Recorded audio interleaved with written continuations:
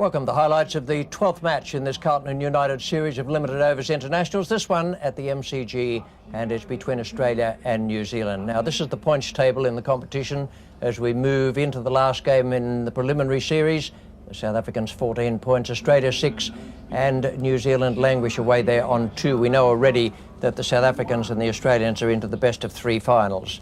Now, the team cards after the toss, where Steve Waugh won the toss and decided the Australians would bat, listed Mark Waugh and Tom Moody to go in first, then Ricky Ponting, Darren Lehmann, and they're in quite good form at the moment. Steve Waugh, then Bevan Gilchrist, Harvey, Rifle, Warren, Wilson, and Stuart Law has been made 12th man. Now, New Zealand, change or two there. Craig Spearman and Brian Young going at the top. Astle is up to number 3, Fleming at forward. Craig McMillan needs a score. He's a very good player, but he's just struck a bit of a run of outs at the moment. Then Cairns, Harris, Perore, Nash, Vittori, O'Connor and Matthew Horn is the 12th man. Well, Tony Gregg reported this was a very good-looking pitch, very hard, no grass on it, no green grass, and he thought it would be around about a 250-run strip. And the conditions in general were nice and warm, around about 30, 32 degrees, and the outfield very fast. We're going to join it now in the first over, no runs on the board. Shane O'Connor is the bowler, and he's going to come into Tom Moody. Your commentators are Bill Laurie and Ian Smith.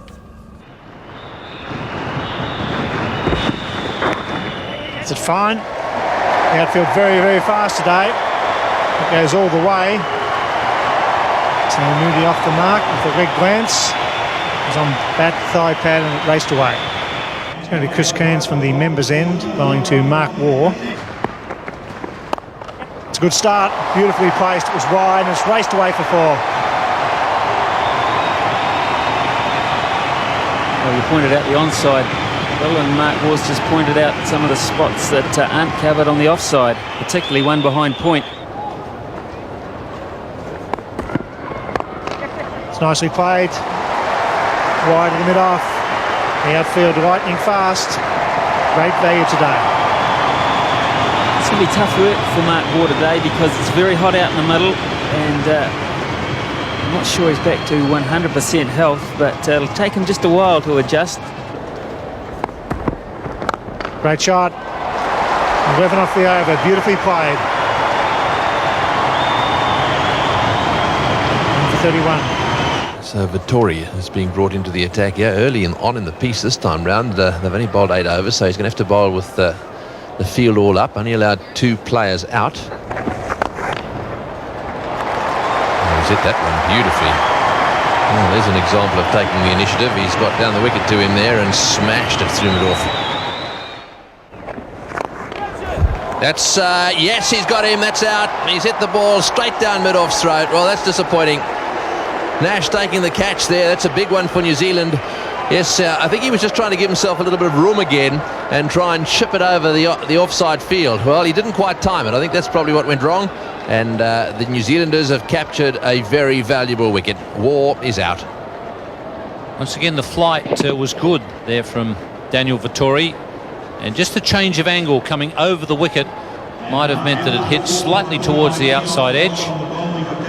And once again, Dion Nash taking a good catch in the outfield. Australia 1 for 51. So Ricky Ponting, the new batsman here, he's got a strike rate this summer of 71. So that strike rate there, that overall strike rate, is edging up a little bit. Oh, he's got that one away. That's well played by Ponting. He looked as if he was going to come down the wicket to him. He then went back and cut the ball through the offside field for 4. So that's taken a little bit of the pressure off. Australia now 1 for 65. And that looks to me to be one of the softest dismissals you'll see in a long time, but very, very well bowled. Frustrated him, brought him to the situation where he'd be drawn in with the change of pace. And good afternoon, Ian Smith. It's good afternoon, Richie. He's got him again. Chris Harris defeats Tom Moody out of frustration. He just couldn't get to him. In fact, Tom Moody couldn't get to anyone today. The front foot went down the pitch very early on in the piece there. He'd made up his mind that was going to go, but the length was never there to hit. It bounced a wee bit high. O'Connor takes a simple catch. So Moody goes 19 of 55 deliveries. It's 2 for 65. New batsman is Darren Lehmann, comes out to take the place of Tom Moody. Moody batted for a long time, for not many.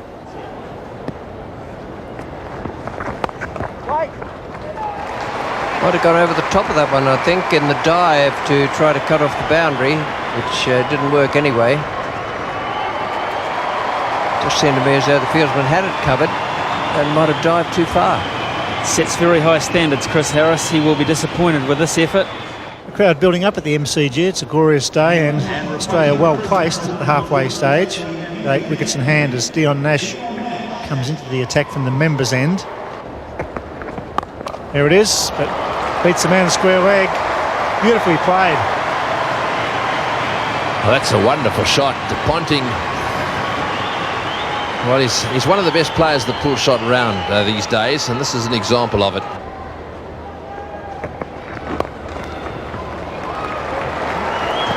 That's 12 runs off the over. Ponting finding the gaps. That's the best so far for the Australian 11. It's 2 for 113.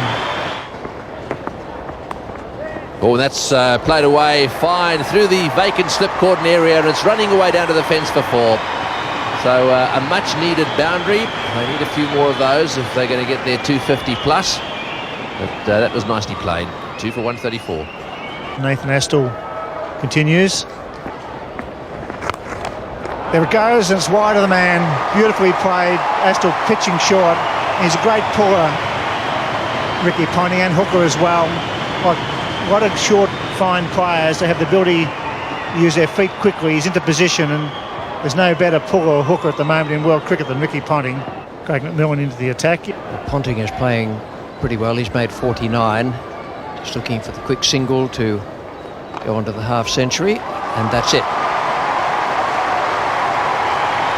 It's a good performance, and he's been in good form this summer. And Lehmann also, very pleased to see him make runs. He deserves everything that comes his way because he's been such a run getter in recent years. Ricky Ponting, a half century, an even 50 for him.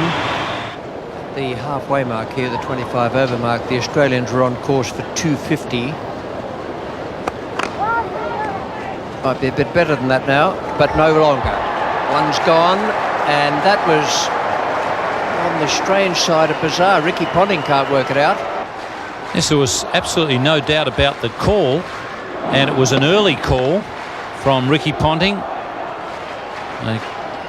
Fleming got quite a shock when he saw that Lehmann was so far down, but he had plenty of time to steady, aim, and you see there a look of bewilderment on Ricky Ponting's face. It's 3 for 153. Steve Waugh, the new batsman, he'll be looking for some runs to just boost the confidence before he goes into the finals. Nicely placed. Good stroke. Very good way to get off the mark. Tory's finished his 10. Yeah, nice, Harris will just start nagging away again here. 6 overs, 1 for 20. Run rate is still hovering around 5.5.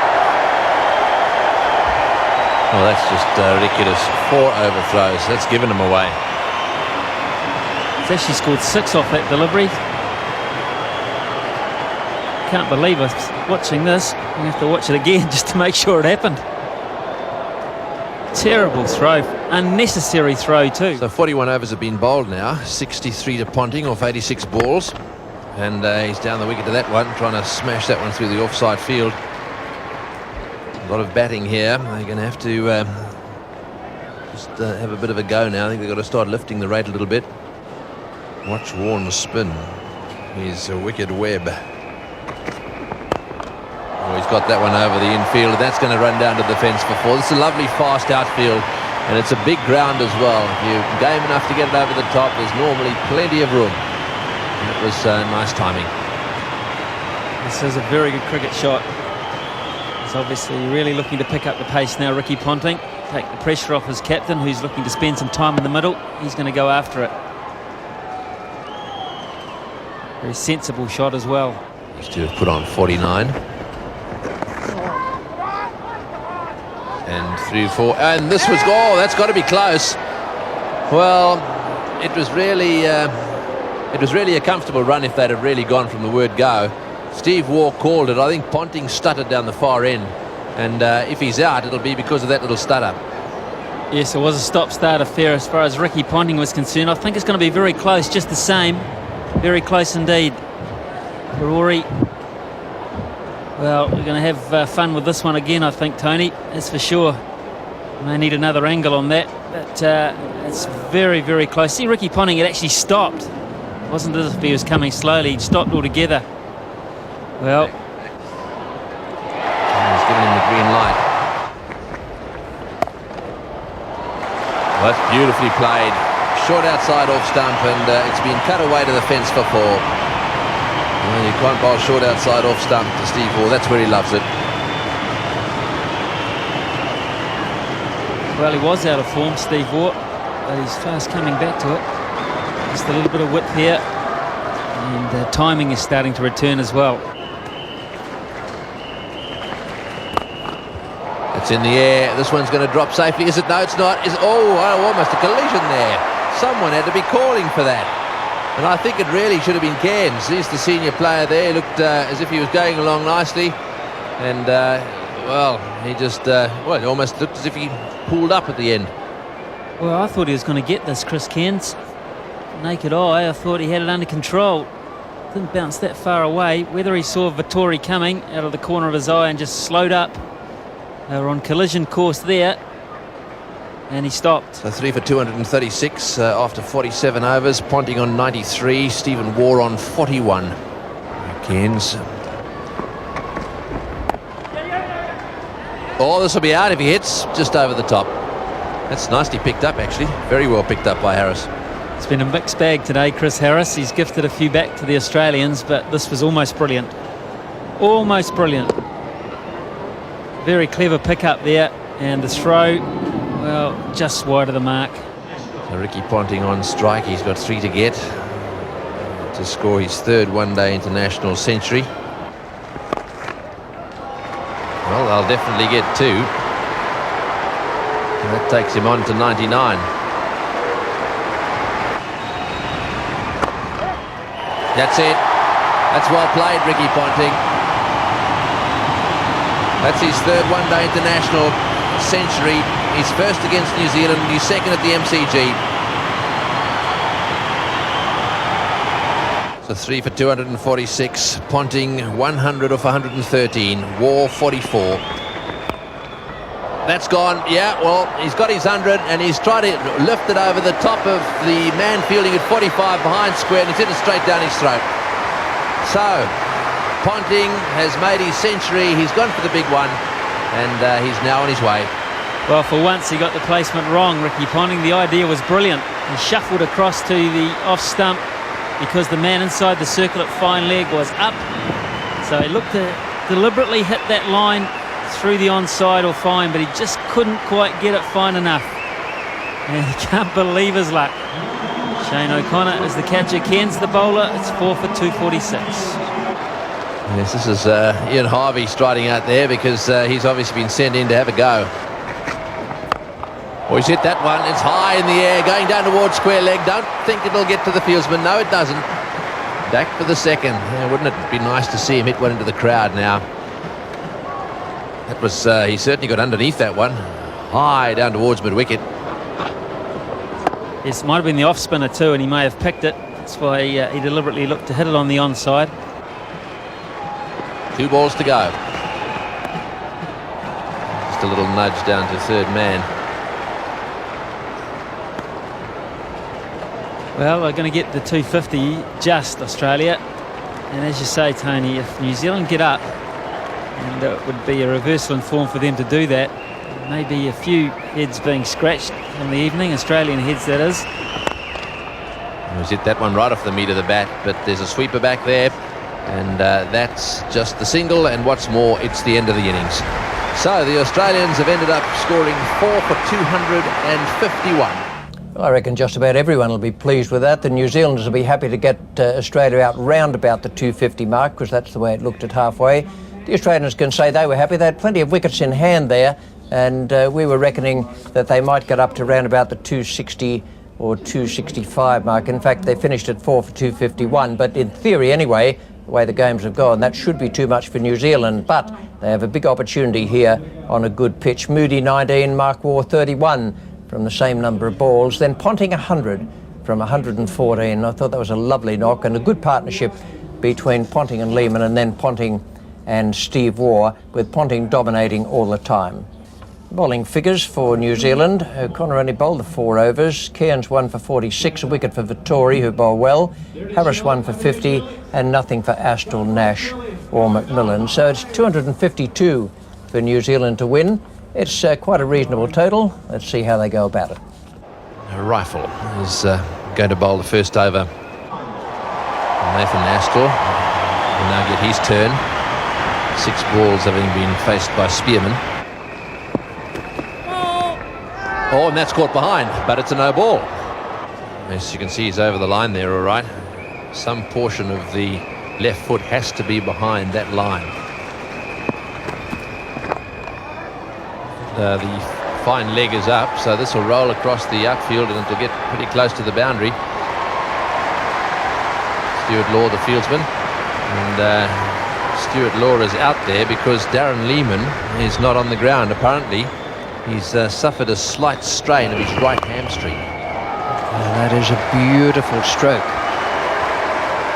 This fella does hit the ball brilliantly, and he's threatened a few things. He's come into the second part of the Carlton and United Limited Overs Internationals in the New Zealand side. He wasn't over here in the first bit. Well, that's the first bit of room he's received, and he really did hit that beautifully.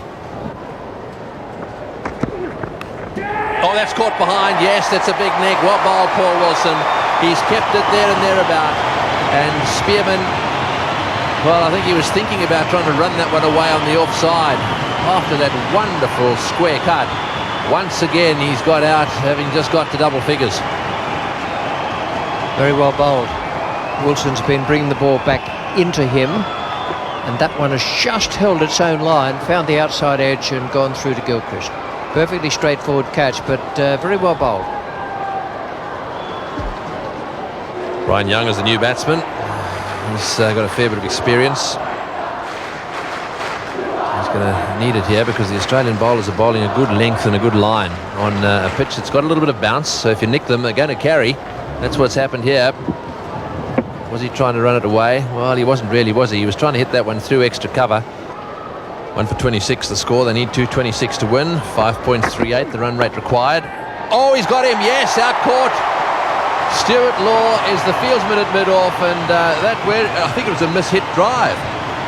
He tried to drive that one down the ground, perhaps just getting a little bit frustrated because this Australian bowling today has been spot on target. It's nice and tight, and I think that was just a slightly mishit drive. May even have hit the bottom of the bat. We'll just see if we can pick it up here. There we are. Yes, he certainly didn't get it right in the meat, and it went straight to Law, and of course he doesn't drop catches as simple as that one. Well, he struck again, so there's a little bit of reward for nice tight bowling. So Astle out caught by the substitute fieldsman Law, and he's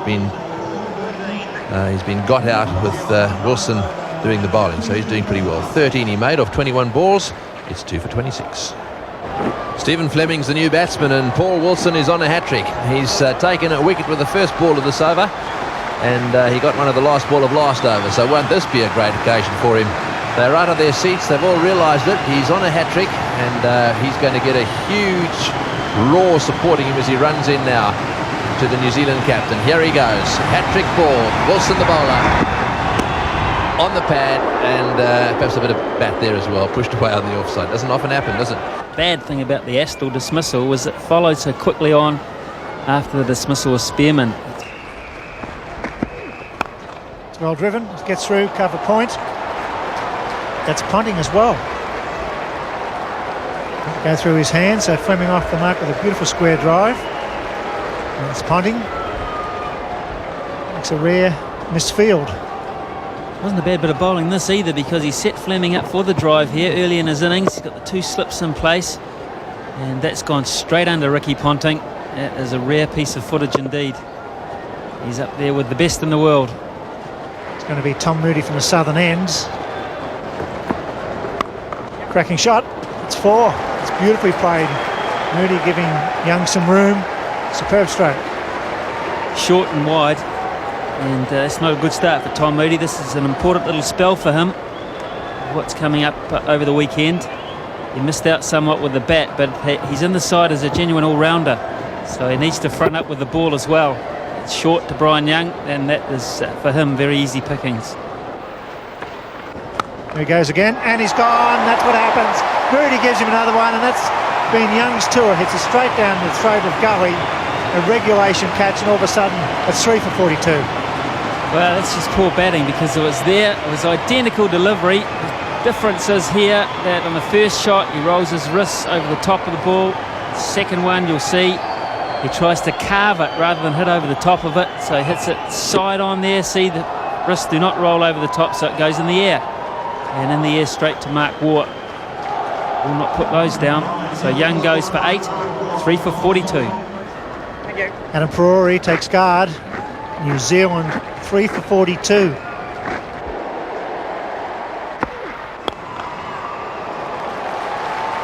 And that's gone down the ground for 4 from Stephen Fleming back here at the MCG. So that'll just boost the run rate there for the New Zealanders.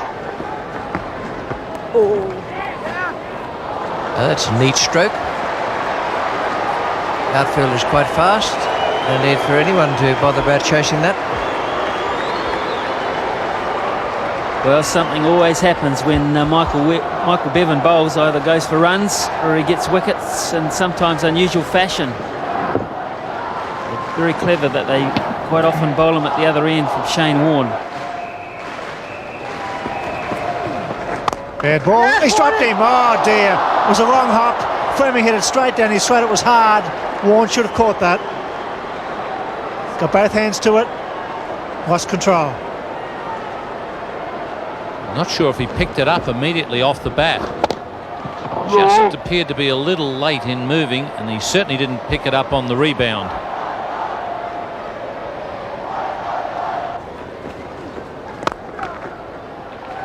It's 50 for Stephen Fleming. Well played. Second in the series. It's 3 for 112.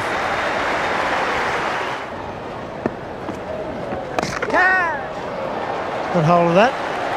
It's into the gap, and that's 4. That's what New Zealand have got to do. They've got to keep it up around 7, 8 and over, so that mark doesn't get out of hand.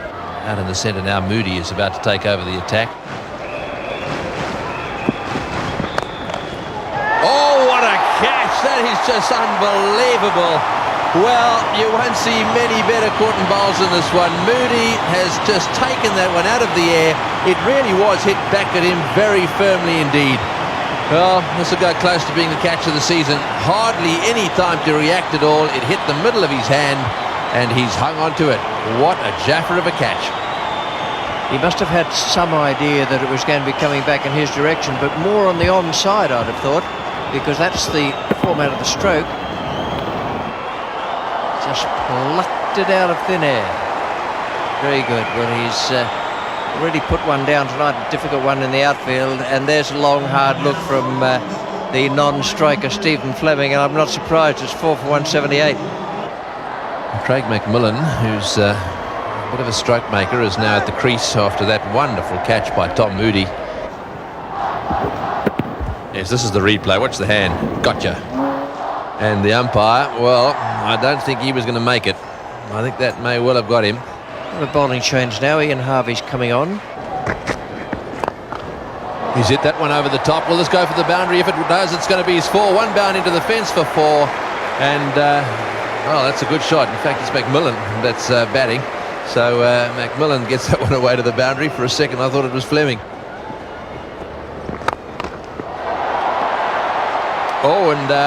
And I think the batsman's done his hamstring. He's smashed that, and as he's hit it, he's either got cramp or has he got cramp? Yes, he has.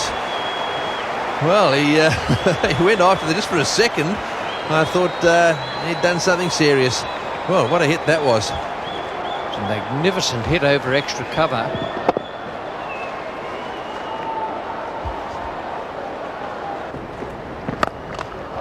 Oh, he's hit this one. This is going miles up. This will be caught. No, it won't. It's going to go over the top as well. The fieldsman down there has come in a long way. That's Wilson down there, and I don't think he picked it. He watched it. He came in a few yards and watched it go over the top of his head. That was obviously very close to the rope. The umpires have asked to have another look. Hit the fence and bounced back, so that's 4. 43 needed from 36 now. That's more like a proper equation for a batting side seeking to win the match. And it's going to be Ian Harvey. There's a runner out there now for Craig McMillan. It's Nathan Astle. The skipper's on 99, and New Zealand are close enough if they're good enough now. They've lifted. There it is. That's well played under pressure. His second one-day 100 for the skipper, and he's put his hand up tonight, Stephen Fleming. There's the big innings. Really is. It's a smile of a job almost done. It's got it fine. It's going over Wilson's head. It's going all the way. That's a big over for New Zealand. It's 4 for 219. McMillan's a good hitter. He's on strike. There's a long off and a long on the fence for the straight hit. Big shout. He's given him LBW the flipper. Warren breaks through. The end of a good innings from Craig McMillan. LBW. Big shout from Warren. Umpire Terry Prue said, "You're out."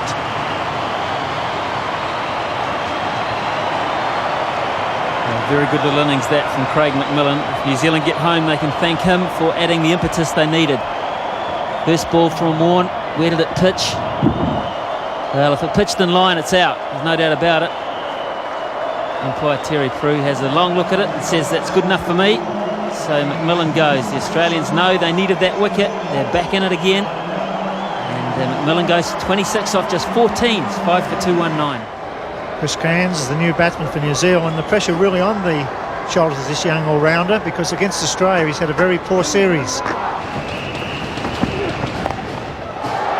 got that away. He's out, is he? Caught! Yes, he's hit it straight down the throat of mid-wicket.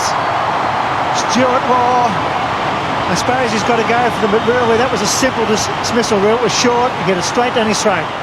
Well, Cairns' poor run against Australia continues, and this is a huge wicket for the Australians. A huge wicket.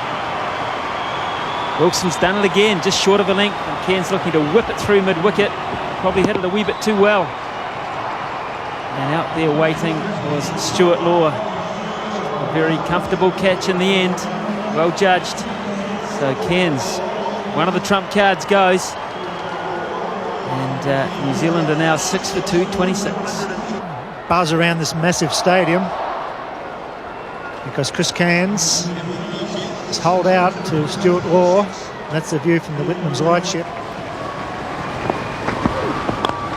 It's well hit. There's a man straight. It's wide of him. It's 4. Beautifully timed. It wasn't a bad delivery. 10 runs off the over. 6 for 234. Well, 18 to win off 18. Now, you talked about pressure. Magnificent cricket shot, first of all. That's the first talking point here. An absolute gem of a shot from Fleming. Down the ground, there's a man at long off, but it was so beautifully timed and placed. Big Tom Moody had no chance. He's got this one away. There's a man out there who won't get it. It's a big hit. That's 4. And all of a sudden, Chris Harris puts the loose ball away. Well, he said in papers and on radios and on television that he loves batting at the end of an innings. That's why they have him down at number 8 or 9 for New Zealand, and he comes off so often. Chris Harris just loves batting in these situations. Just short of a length and gone. This is a man at mid-wicket, leading by about 15 metres. He's got it down the deep. It's coming back. This will be close. Fleming's throw. He's gone, surely. No, he's not.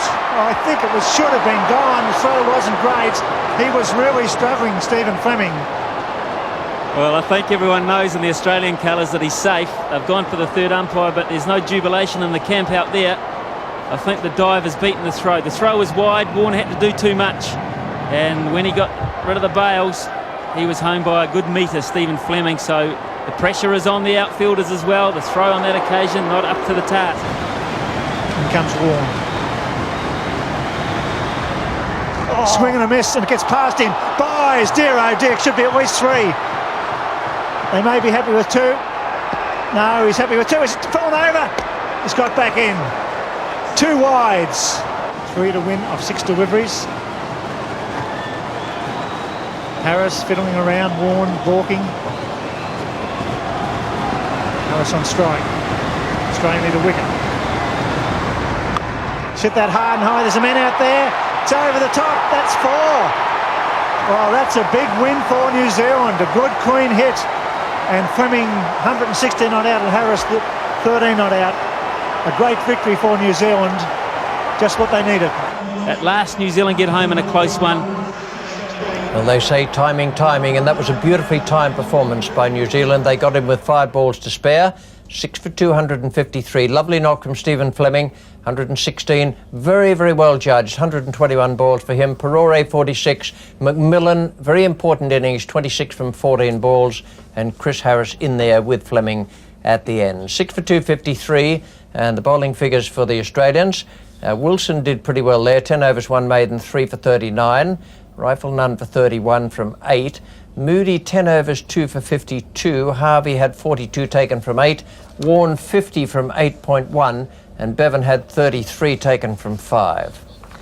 Now then, the player of the match, Stephen Fleming, Carlton and United Series player of the game, 116 from 121. A thriller here at the MCG, the last of the New Zealand's matches for this tour. They go home now, and the Australians and South Africans play in the finals. But a nice way for New Zealand to end the tour. For the moment, from the MCG, it's good night.